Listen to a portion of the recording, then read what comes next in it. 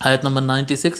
وَلَتَجِدَنَّهُمْ أَحْرَصَ النَّاسِ عَلَى حَيَاةٍ وَمِنَ الَّذِينَ أَشْرَكُوا يَوَدُّ أَحَدُهُمْ لَوْ يُعَمَّرُ أَلْفَ سَنَةٍ وَمَا هُوَ بِمُزَحْزِحِهِ مِنَ الْعَذَابِ أَن يُعَمَّرَ وَاللَّهُ بَصِيرٌ بِمَا يَعْمَلُونَ۔ اللہ تبارک و تعالیٰ فرماتا ہے وَلَتَجِدَنَّهُمْ، اور تجد کہتے ہیں پائیں گے، تجدنہم یقیناً آپ ان کو پائیں گے، لا لام تاکید ہے، وَلَتَجِدَنَّهُمْ اور یقیناً ضرور آپ ان کو پائیں گے، کیسے پائیں گے؟ احرص الناس، حریص کہتے ہیں، حریص ہے جی،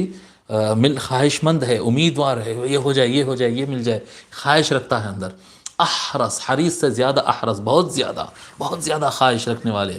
کیا خواہش رکھنے والے؟ وَلَتَجِدَنَّهُمْ أَحْرَصَ النَّاسِ عَلَى حَيَاةٍ، اور یقیناً آپ ان کو سب سے زیادہ خواہش مند پائیں گے، لوگوں کے درمیان سب سے زیادہ خواہش مند پائیں گے، علی حیاء، زندگی پر۔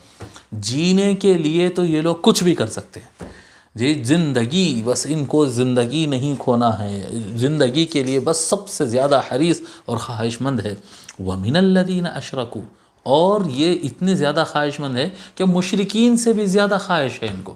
مشرک جو ہوتا ہے، جو اللہ کے علاوہ دوسروں کی پوجا کرتا ہے، اس کو اپنی آخرت وغیرہ سے متعلق کچھ معلوم ہی نہیں ہے، وہ بیچاروں کے پاس نہ کتاب ہے، نہ وہ بیچاروں کے پاس کوئی رہنما ہے، کچھ ہے نہیں۔ مشرک جو ہوتے ہیں وہ بیچارے کیا پتھر کی پوجا کرنے والے، ان کا کیا حساب ہے؟ لیکن جس کے پاس کتاب ہو، جس کے پاس نبی ہو، اہل الکتاب جن کو کہتے ہیں،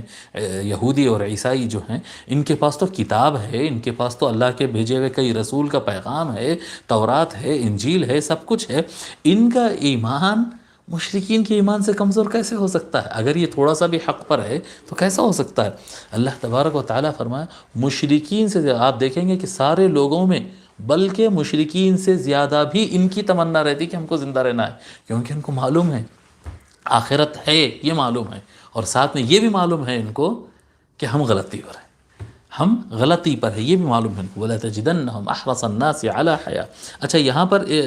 معانقہ ہے۔ قرآن کریم، اگر آپ کے سامنے قرآن کریم ہے اس وقت تو آپ دیکھ لیجئے، اور اگر نہیں ہے تو بعد میں آپ نکال کر ضرور دیکھیے۔ یہ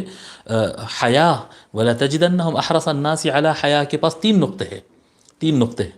پھر اس کے بعد آتا ہے وَمِنَ الَّذِينَ أَشْرَكُوا، پھر 3 نقطے آتا ہے۔ اس کو عربی زبان میں یہ جو 3 نقطے آتے ہیں، کبھی بھی یاد رکھیں کہ ایک جگہ پہ نہیں آتے 3 نقطے، ایک جگہ اگر 3 نقطے آئے تو اس کا مطلب یہ ہے کہ تھوڑا سا ڈسٹینس پر دوبارہ 3 نقطے موجود ہے۔ یہ 3 نقطوں میں جو قرآن کریم میں نشان ڈالا جاتا ہے، اس کو معانقہ کہتے ہیں۔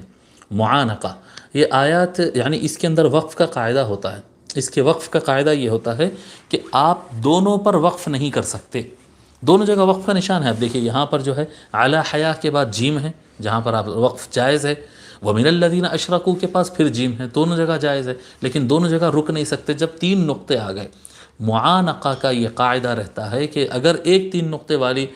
حصے پر اگر آپ رکے تو دوسرے پر نہیں رکنا جی، یا پھر اگر آپ کو دوسرے پر رکنا ہے تو پہلے پر آپ نہیں رکنا، ورنہ معنی میں فالٹ آ جائے گا۔ وَلَتَجِدَنَّهُمْ أَحْرَصَ النَّاسِ عَلَى حَيَاءٍ، رک گئے تو وَمِنَ الَّذِينَ أَشْرَكُوا يَوَدُّ أَحَدُهُمْ، اس طرح سے پڑھ لینا،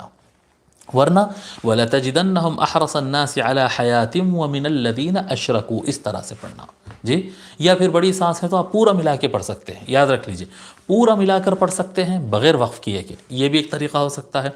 یا پہلے پر وقف کرو دوسرے پر نہ کرو جی، دوسرے پر کرو پہلے پر نہ کرو، اس طرح سے بھی ہو سکتا ہے، لیکن دونوں جگہ وقف کرنے کی اجازت نہیں رہتی۔ معانقہ، جہاں پر قرآن کریم میں 3 نقطے والے 2 طرف آ جاتے ہیں، ایک جگہ 3 نقطے تو آتے ہی نہیں،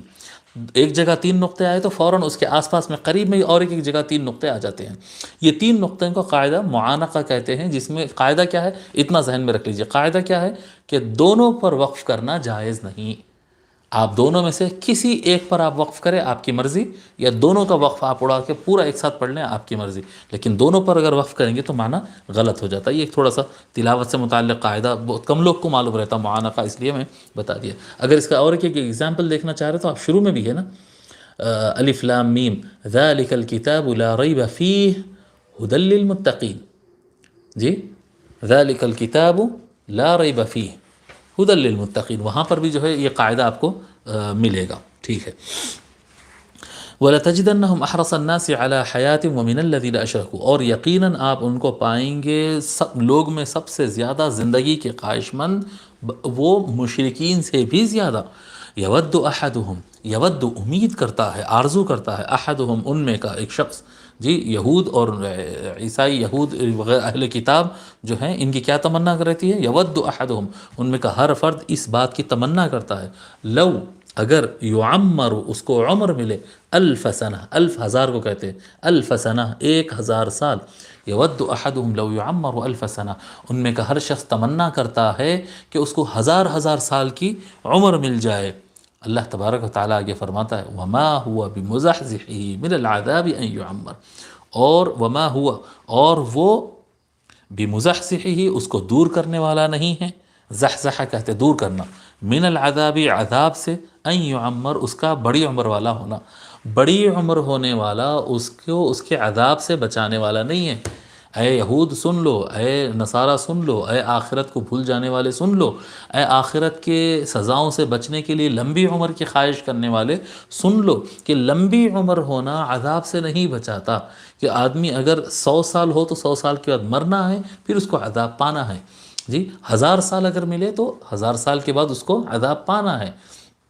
سمجھ رہے؟ وما هو بمزحزحہ من العذاب ان یعمر، اور ہرگز اس کے ساتھ یہ نہیں ہے کہ عذاب سے وہ دور ہوگا،